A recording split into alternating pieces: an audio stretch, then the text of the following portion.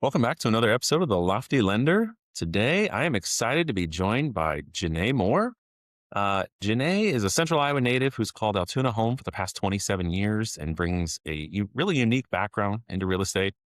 She earned her degree in nutrition from Iowa State and spent 16 years in healthcare before transitioning into medical sales, where she thrived for another 14 years.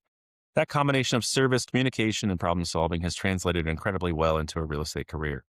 In her very first year as an agent, Janee was named Rookie of the Year in 2023 and ranked number one among new agents in both sales volume and units. Wow, which is no small accomplishment. Janee is driven by values of perseverance, integrity, humility, grace, and serenity, and she's passionate about educating her clients, communicating clearly every step of the way.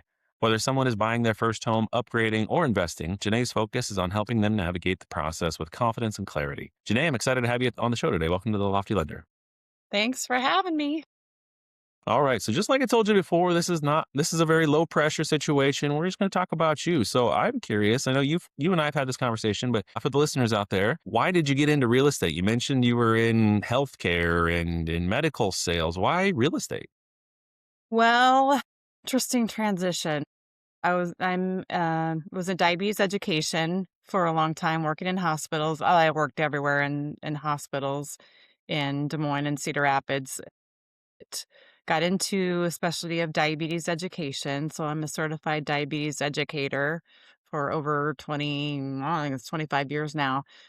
But I got into medical sales when one of our diabetes reps was leaving, and that's how I sort of transitioned into sales. And then that led to 12 plus years in the diabetes sales industry, and then about 2 years in the infant formula, specializing in premature baby formulas and nutrition products, which was a really super interesting job, but I had a really toxic manager. And on my 2-year anniversary, I decided to leave that job without another job, if that tells you anything about the situation. So here I was, I don't even know how many, 30 years into my career, and didn't have another job lined up.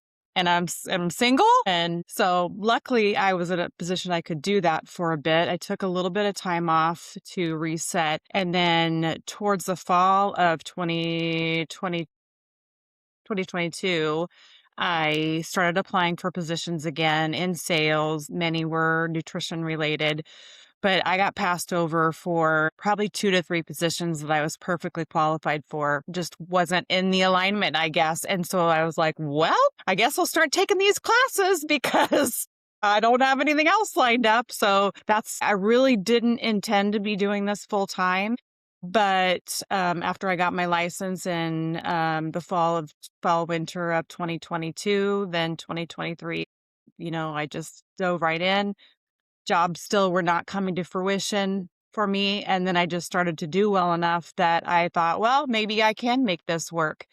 Uh, you're in the industry, it's not an easy job to dive into. It's like starting your own business, obviously. And so you don't just have customers dropping in your lap. You have to really, really work at it. But I do think that my background in sales has helped that, because I know that I have to work and reach out and market myself. And some people get into real estate thinking, oh, that sounds like a really fun job. I'm going to go show a bunch of cool houses, and that's the job. No, that's not the job. That's a very small part of the job. But I do think that my background in sales has helped me succeed in knowing that I need to do the daily things to bring the customers down the line. Yeah. Well, you just hit on a bunch of stuff there, and I think you answered 5 of the questions I had for you today. So that's wonderful. I am curious. You mentioned you've got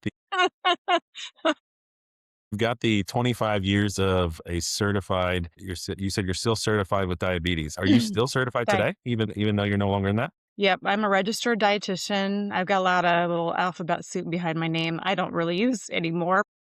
Registered and licensed dietitian, certified diabetes education specialist um, is the credential. I got that, I don't know, 25 years ago.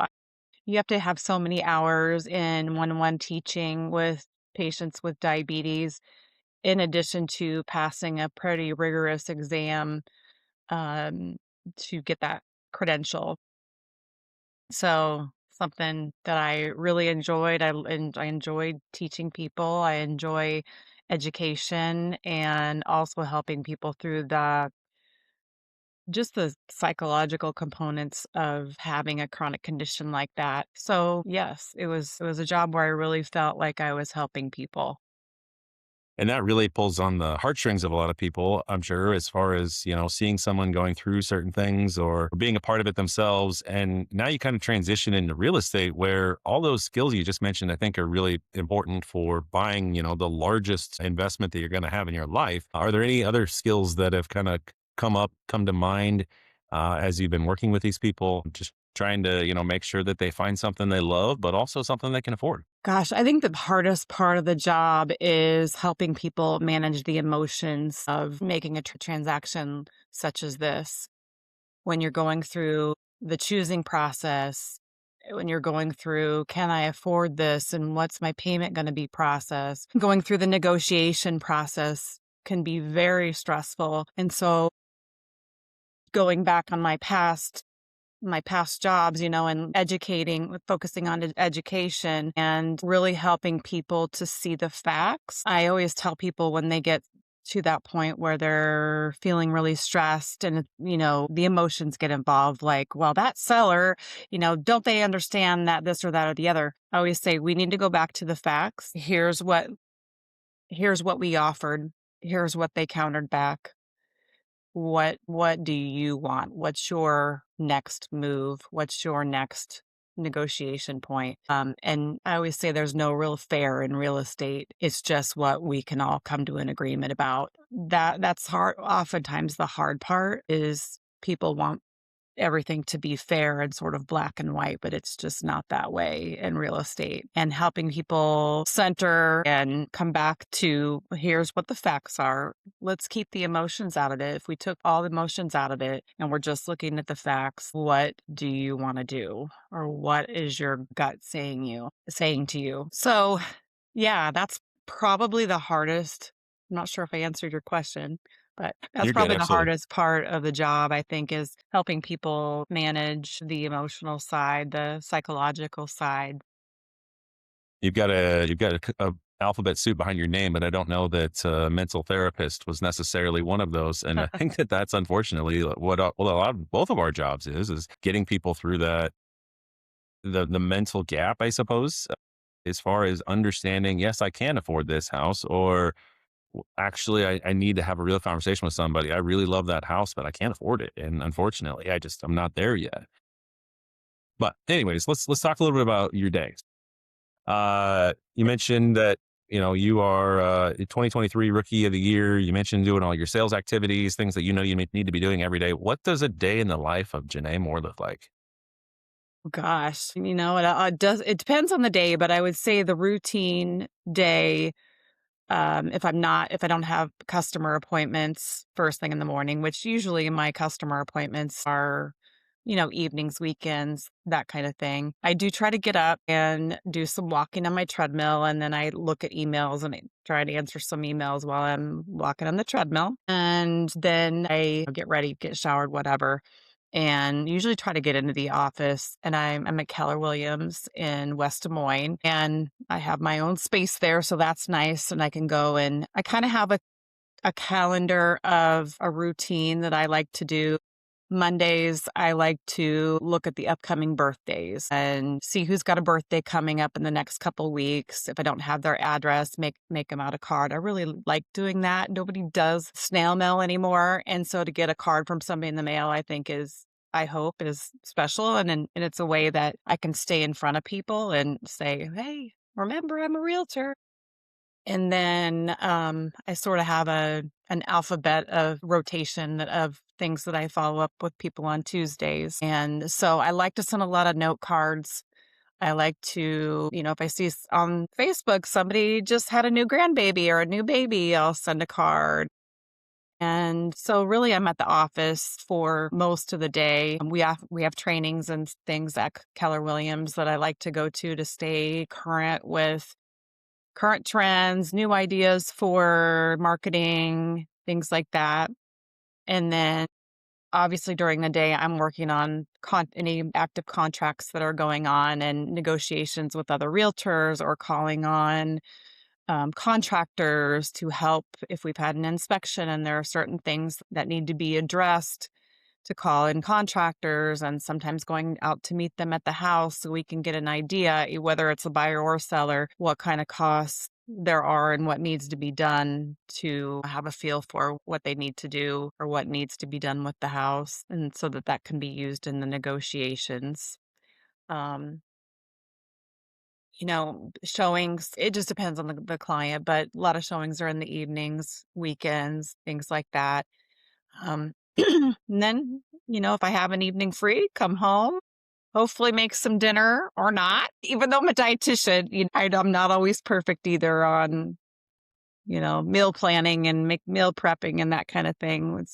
It's a struggle for all of us, even though I know what I'm supposed to eat. It's working through our daily schedules and figuring out how do we do that while we stay busy with Well, our I might job. need to come to you because I've been trying to watch what I eat lately, and I just the brownies, they just keep looking good, and I'm watching them. I just keep eating them. I Yeah. need to figure out a way to stop Yeah. that, I suppose, but it's all right. Yeah. Yeah. I find that when I have those things around, it's like I made chocolate chip cookies a couple weeks ago for my son's 29th birthday. Yeah, after the weekend was over and they were gone, and it wasn't just me, it was him and my significant other also, but by the end of the weekend, they were gone, and I thought, I know I don't make chocolate chip cookies all the time because they call you from the cookie jar. Well, and my wife always wants to have some sort of sweets around for the kids, and it's so hard because I've got a big sweet tooth. But speaking of our families, you've been in Altoona now for 27 years. You mentioned in your bio. How has living in Altoona there shaped your way of life? I mean, you've been there, now you're driving across town to Keller Williams, like, you're in a similar boat to me, driving across town on the interstate every morning, and unfortunately, I'm not as well, fortunately for me, unfortunately for you, I suppose, I'm not getting as much window time. I'm sure showings and stuff have you out and about, but how has, raising your life in Altoona shaped who you are? Well, I think it's actually 28 now. So, yeah, I've been in Altoona a long time, uh, raised my kids here. I have 2 kids. My son is 29 and my daughter is about to turn 26. And then I also raised 2 step boys who are very dear to me. And my kids went to Southeast Polk. You just get, especially through kids, through like the elementary PTAs and, you know, band supporters. My kids were both band kids. And so, you meet a lot of What instrument did they play? my daughter played the French horn and my son played the baritone. And he also played the trombone in jazz band, some, but he The was, finger trombone? yeah, Oh, yeah, I love yeah. that. That's what I did as well, and the tuba once in a while. He mostly did baritone, but I really enjoyed their band years. Watching marching band is super fun, and they have an award-winning band program at Southeast Polk. So I really enjoyed that. My daughter played a little bit of sports. My son played soccer. So you just meet a lot of people, and people are still here that were here back then, and it's interesting to get together with moms that I knew back in PTA, let's say, and our kids are it's hard to believe that our kids are as old as they are and some having kids, those kids themselves and married and whatever, but it's kind of a small town feel, yet you're close to the city, all the city amenities. That's what I like about Altoona. My aunt lives here also, so my aunt and my cousins are close here. It's probably a good thing. We've got more shopping now, but when we moved here, there was hardly any shopping. And I think that at the time I was like, okay, I got to go all the way west of mine to shop. So that's probably a good thing. Keep me away from the malls. So it's just been a really nice place to raise kids. And I've moved 4, maybe 4 different times to different places in Altoona. I just moved, right after the first of the year, to the another side of Altoona. Like, I'm still here and I stay here because of the community and, it's just a nice place to live. Awesome.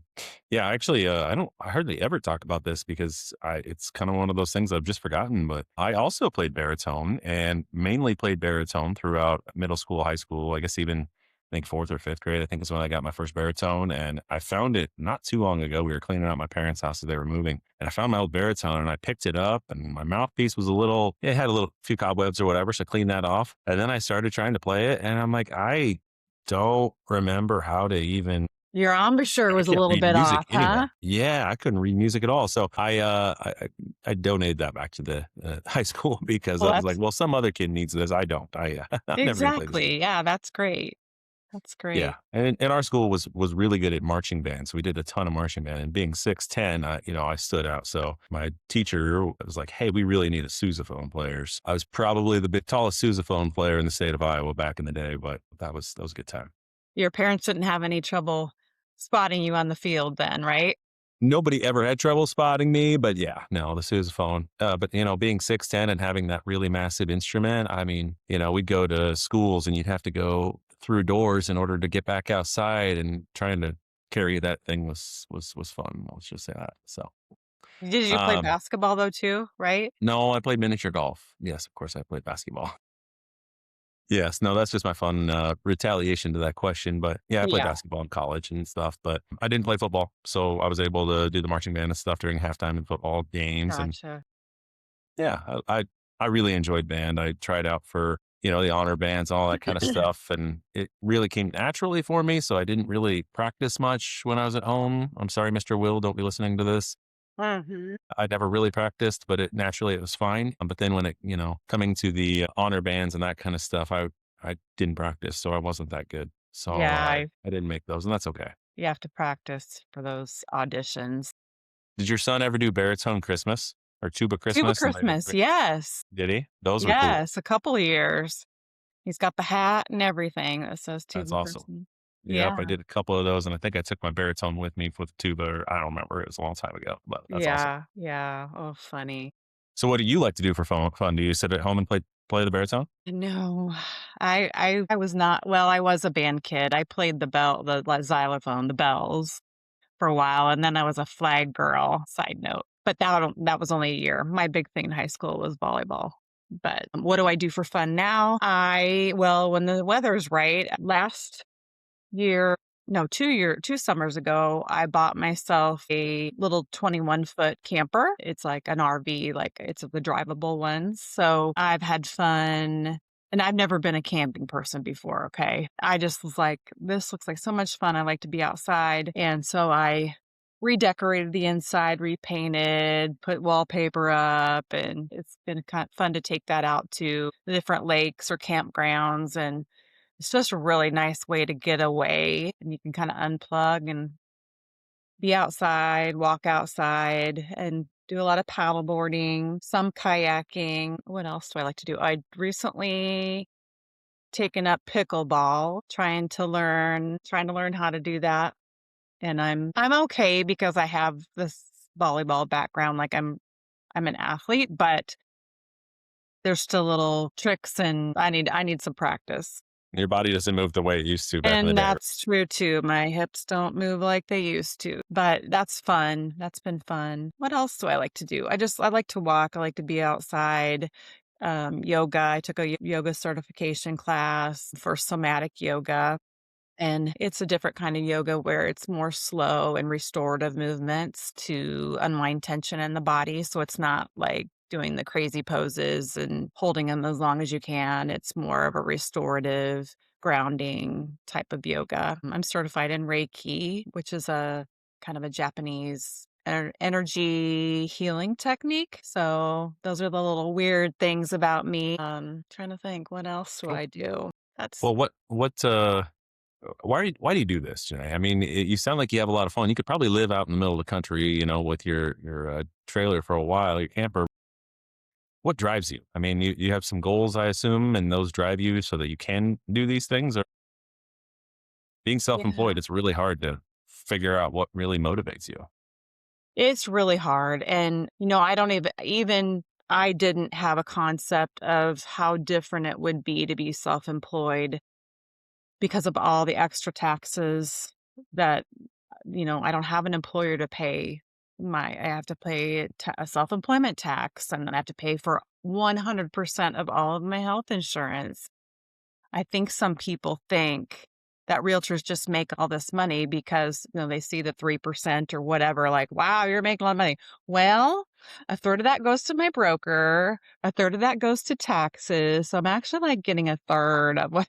So, but why I do it now is flexibility. When I was in medical sales, great job, great benefits, 401k match, company car, but I was also driving 3 to 4,000 miles a month. When I ended with one of my sales jobs, I was with a glucose meter company. I was covering most of Iowa, Omaha, Lincoln, all down to Kansas City and over to Topeka, Kansas. And so the thought of going back to and you're on someone else's time clock, right? So the thought of going back to all of that travel, like I don't want to be in the car like I was before. It's just not comfortable, not good for my back and body. And so there are trade-offs with this job. I have flexibility. I pretty much make my own hours. If I want to take a day off in the middle of the week and go over meet my friend at the lake to paddleboard, I can, as long as I've got everything else in line. And, I'm not at the beginning of my career, obviously, getting towards the end of my career and where I want that flexibility and want to be my own boss and, do what I want to do. I can also make as much as I want to work. And, it's a process of building this business over the last 3 years. I've built each year a little bit more each year, and we've been in the probably the lowest market in I don't know how long in the last 3 years. So I figure if I can make it through the last 3 years in real estate, I ought to be able to make it through till I retire. Which is like 40 years from now because you're just going to work forever, right? Yeah, yeah, maybe 5 to 7 years. Oh, no. Yeah, I'm hoping 5 to 7 years, but Well, 7 years, that puts you through another renewal. So I guess it's going to be nine because you're still going to have that license. So, yeah. I figure though, once I get to that point, if I don't have to work, I mean, I could still do it part-time if I wanted to and bring in a little money once even after I retire. And so it would have that flexibility to be able to do that. so all right, let's get into the quick pick segment. I just want to ask you some this or that questions. Just give me the first thing that comes to mind. If you want to expand upon it, you can. Otherwise, we'll just keep moving right along. So, first off, first time home buyers or move up buyers? Oh gosh. I like both of them. Can I answer both? Sure, that's fine. Absolutely. I mean, I'm kind of in this age group where I've got a lot of people my age who are downsizing. Some or just changing because they have empty nests, and then I've also sold homes to a lot of my friends' kids. So that kind of encompasses both those categories. Fair. Texting or calling? Probably texting. Like the handwritten letters, which is old school, but you like the texting I instead of know. calling. Interesting. When I'm doing lead gen, I would rather send a text or I do video messages sometimes. I know that I should pick up the phone and call people and talk live. But I also don't want people to feel like I'm like, oh, she's just calling to see if I want to buy a house. It's like, that's not how it works. It's kind of, I don't know. Yeah, I'm Fair. embrace technology. Early morning riser or night owl? Probably more of a night owl. Energy drinks or tea? I was gonna put coffee, but I already know that you don't like coffee. So energy drinks or tea? Can I say neither? My poison is this right here. Yes, I'm a dietitian and I know it's not good for me, but I have drank Diet Mountain Dew for years, and it's my poison in the morning. I do like tea, though. Paper checklist or digital systems? Paper. I'm old school. City living or small town feel? I mean, you kind of get both with Altoona, but Yeah, definitely more small town feel. I would not wanna be in a bigger city with all the traffic that those bigger cities have to deal with. We're so lucky here in Des Moines. To us, it's a big city, but when you compare it to New York City or Atlanta or, LA, my gosh, that would be horrible to have to deal with that traffic. I know sometimes I think our traffic is bad. That doesn't even put it into perspective, right? Right. A weekday showings or weekend marathons? I mean, I do both. It just depends on what the client's wanting and needing. What do you prefer? If the client comes to you and says, "I can see 20 houses on Saturday, or we could go to 20 different houses over the next couple of weeks," what one would you prefer? Assuming that, none of those 20 houses are gonna sell, of course. Well, I probably wouldn't do 20 showings at one day anyway, because that's way too much. Because usually after the 5th or the 6th house, people are just going, "I don't remember which house was the which." So, I think the most I've ever done in one day with one client is 7 or 8 maybe, and that was a lot. Like, it's exhausting. It can be exhausting because you're going through and you're thinking and you're looking at all the things and you're trying to picture your stuff in the house, and That gets back to the so emotion stuff we were talking about at the beginning, right? Like, there's just so much yeah. emotion that goes into looking at these houses for sure. Yes. So I tell people we're not doing 20. And hopefully I've narrowed down with them by doing a buyer consult that I know if they give me a house that, I don't know, doesn't have a fireplace or doesn't have a two-car garage, and they give me a house that has a one-car garage, then I'll remind them, okay, you said that you wanted a two-car garage, so we're going to set that one aside. That's sometimes hard for people because then they're like, oh, well, but we want to look at it. Well, but it can be too much. Like, we really have to narrow and focus in on what people say that they want. Podcasts or music in the car? The music, probably. Biggest pet peeve? Let's see. My biggest one, I'll tell you so you can think about it. My Yeah. biggest one is that thing rattling in the car, whatever it is. It could be my kid's toy, it could be a water bottle, it could be my coffee cup. Yeah. Anything that's rattling as I'm driving, I've gotta pull over and move it, get it situated in a place it's not gonna rattle, and then drive Right. because it just drives me nuts. Doesn't matter how loud I have the music, I can't do it. Yeah. I really hate the sound of silverware on a plate, like screeching. Oh, I don't know if that's my biggest pet peeve, but that's what's coming to mind after you mention yours. I would say another one I cannot stand is gaslighting. When people try to put blame back on you for something that we all know what gaslighting is. Hallmark movie or thriller? Hallmark. Yeah, I can see Yeah. that. Yeah. More easygoing. I don't like the shoot 'em up action type movies. It's like usually when I'm watching a movie, I want to relax, and yeah. Chocolate or vanilla? If we're talking ice cream, I really love vanilla ice cream. I've always loved vanilla ice cream. They'd take me to Baskin Robbins and I'd get vanilla ice cream and they'd be like, whoever was taking me would be like, why? Why? You've got 31 flavors here. Why are you choosing vanilla? It's like, because I like vanilla. So, interesting little stat for you. I've read a book, something about, the top 20% of the competitors really in any market get about 80% of the business. Vanilla ice cream is actually 3 times as popular as chocolate ice cream, and chocolate ice cream is about 20 times as popular as strawberry, which is the next no, number 3. So, just imagine how big vanilla is and how popular it is comparatively to chocolate.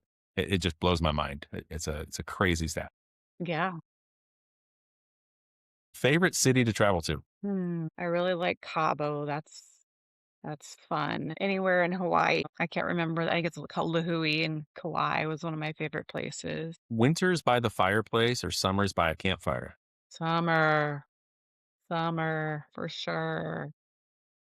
And finally, if you could have dinner with one person, dead or alive, who would it be and why? Probably my grandmother, just to talk. I'd like to hear her wisdom talking through some of my life happenings, currently. It'd just be interesting to hear her perspective. And she was a great lady and very strong and strong-willed and sassy, and I miss her. Yeah, Yeah. I And understand. even my grandparents on the other that was my mom's side grandma.